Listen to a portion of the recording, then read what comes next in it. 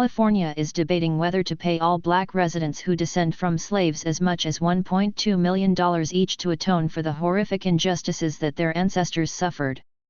San Francisco has proposed a $5 million payment to each black resident.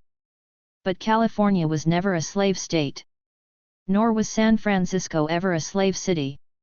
California does have a sordid history of mistreating its large yellow population. For more than a century after Chinese immigrants began arriving for the gold rush around the 1850s, they faced open discrimination and unabashed hatred in this state. My paternal great-grandfather lived in Northern California as a laborer around the turn of the century. Under the logic of the current reparations proposals, descendants of early Chinese immigrants to the Golden State, like myself, should be eligible for reparations as well. That we are not even included in the discussion demonstrates the absurdity of the reparations movement. That reparations are discussed seriously at all further shows the perils of policymaking based on racial grievance and virtue signaling. Upon their arrival in California, early Chinese immigrants labored on farms and orchards, toiled in coal mines and gold mines, and operated laundries. Without them, the Transcontinental Railroad would not have been built. They were essential in developing the abalone and shrimp industries. By 1870, some 63,000 Chinese individuals lived in the United States, 77% of them in California. In short, Chinese immigrants were indispensable to much of California's success. Despite that, the Golden State's Chinese not only labored under slave-like conditions, they were forced out of towns. According to one account, in the mid-1850s, at least 168 communities expelled their Chinese neighbors. They were not allowed to own property, their children were banned from attending public schools, they were not allowed to marry white people, and the courts denied them equal protection under the law. In 1882, the Chinese Exclusion Act became the first law limiting immigration based on race or nationality. 7 years before that, the Page Act essentially banned the immigration of Chinese women into the United States. During that era, Chinatowns in various California cities were burned to the ground in clear acts of arson. White vigilante mobs burned down Chinese homes and attacked Chinese people in the streets.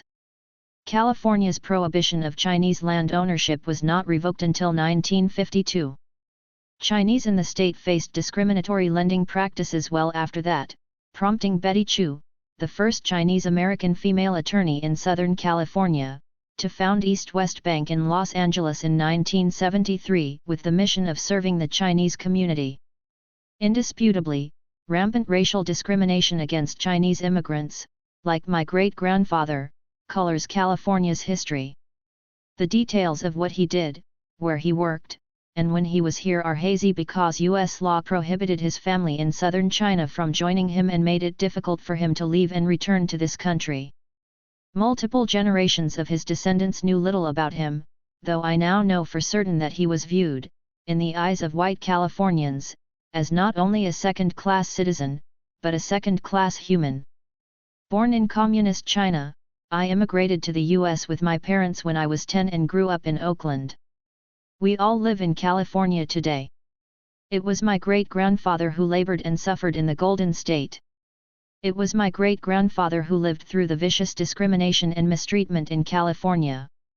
Should my father receive reparations for his grandfather's suffering? Should I? The answer is clear, absolutely not. No one who mistreated my great-grandfather is still alive. My great-grandfather is no longer alive. It would be immoral, on the deepest level, to force Californians who bear no responsibility whatsoever for the actions of their ancestors, to pay tax dollars to their fellow residents whose ancestors suffered. In 2014, California apologized for supporting the Chinese Exclusion Act and similar legislation, and the U.S. Congress issued an expression of regret. In 2021, San Jose formally apologized to Chinese immigrants and their descendants for the 1,887 arson of its Chinatown, acknowledging the city's role in systemic and institutional racism, xenophobia, and discrimination. That same year, Antioch apologized for its mistreatment of Chinese immigrants who had to build tunnels to get home from work, as they were banned from city streets after sundown. Such apologies, and U.S. apologies for slavery and mistreatment of American Indians, are acknowledgments of past sins coupled with a promise not to repeat them. And the impressive successes of Chinese Americans across the country provide the best reminder that the racist laws and practices of the past cannot stop today's progress. The fight against modern-day injustices such as overt discrimination against Asian applicants in higher education will continue, but my great-grandfather no doubt would have been pleased to know that his future great-granddaughter would be a graduate of an Ivy League university and Stanford Law School, and would lead organizations defending the American ideal of equal opportunity. Advocacy for reparations are in vogue today, but as Americans and as Californians, let us never force one group of people to pay off another group of people to atone for the sins of others. Let us not obsess over grievances of the past but strive, today, to treat each other equally, regardless of race, ethnicity, color, or country of origin.